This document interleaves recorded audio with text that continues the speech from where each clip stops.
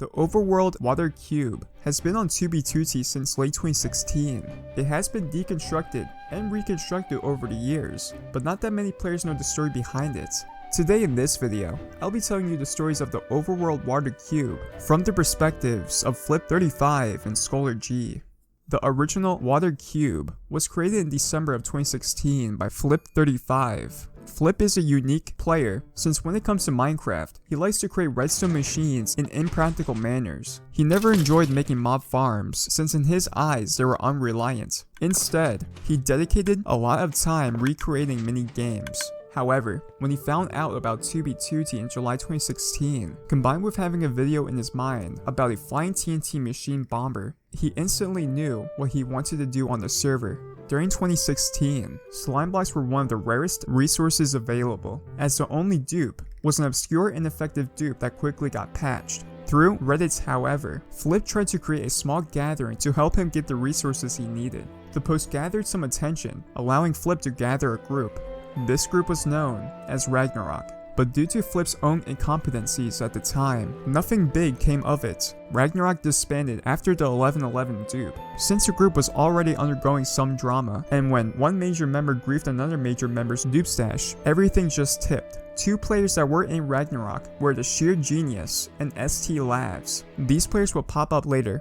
After Ragnarok disbanded, Flip didn't have much to do anymore. He then stumbled upon a Reddit post created by a player named Strongforce. Strongforce wrote about his idea of flooding spawn with a machine, so Flip got in contact with him. Once they got in contact, Flip and Strongforce quickly got to spawn with the now duped items from the 1111 dupe and got to work. Flip then brought ST Labs and the Sheer Genius for backup, helping him gather some crucial resources like ice and leaf blocks.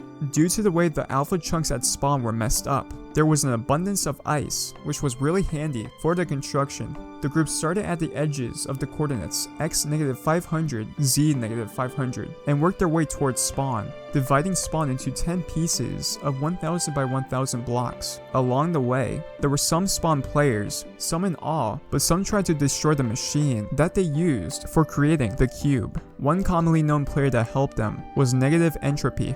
Negative lost his group and went to spawn to seek a new one, so he decided to help gather the leaves and ice needed to continue this project. Flip became great friends with Negative and later on invited him to some bases. Through these connections, Negative made many friends on his own, and now he's one of the most prominent members of the Spawn Masons.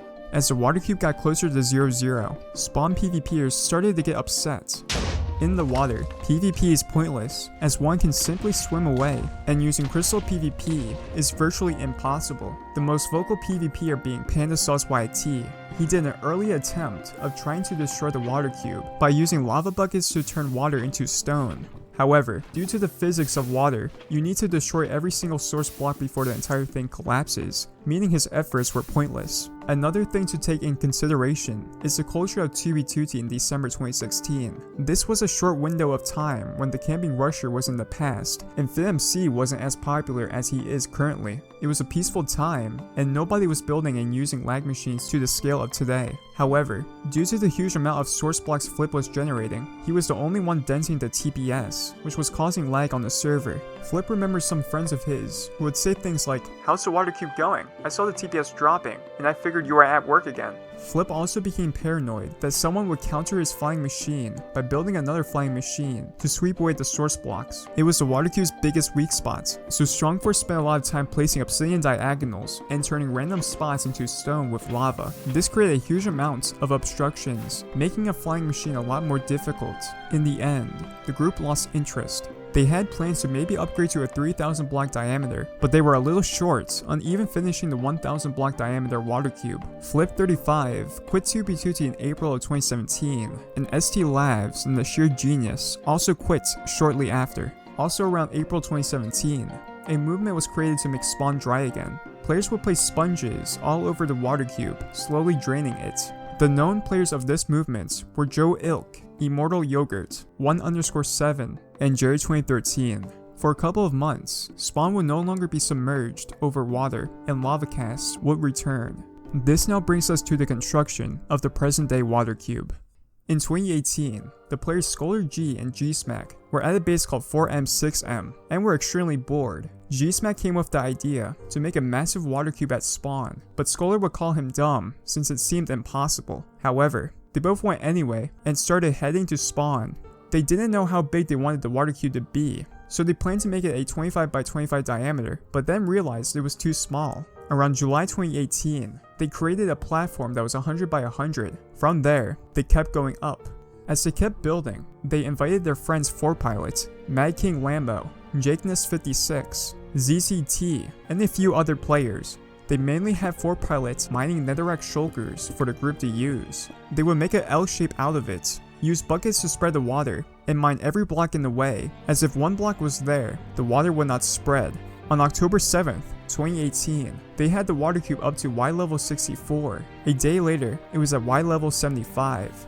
Construction was going smoothly for a while, but one day, a group called Highland would come to the water cube and try to stop construction by lava casting over it. But SkullerG would kill a member of Highland named Grenda Lotes, and after that, Highland stopped messing with the project. After a little more construction, the group decided to take a break. About 1 to 2 months later, the group managed to get 10 more people to help with the construction. This made the construction go faster, and they would breeze by the final layers in no time. Around early November 2018, the water cube was finished. Having over 2.6 billion sources of water, it still stands on 2B2T till this day. Players would build structures inside the water cube. Players like Jerry2013 would create an obsidian cube in 2019. Recently, players have tried to drain the water cube, but the original group who made the water cube still refills it. When they see the water cube start being drained, Skuller gets about 5 to 10 players to come help refill the water cube with ice shulkers. It's cool to see that there's so much history to these water cubes. Without them, spawn would be completely littered with lava casts. No one knows what the history of the water cube will be in the future, but this iconic landmark will most likely be on the server for a long time. Thanks for watching. I would like to thank Flip35, SkullerG, 4 pilots, and Jerry2013 for the information for this video. Leave a like, and maybe consider subscribing for more information like this in the future. Anyway guys, stay fast, and see you guys next time.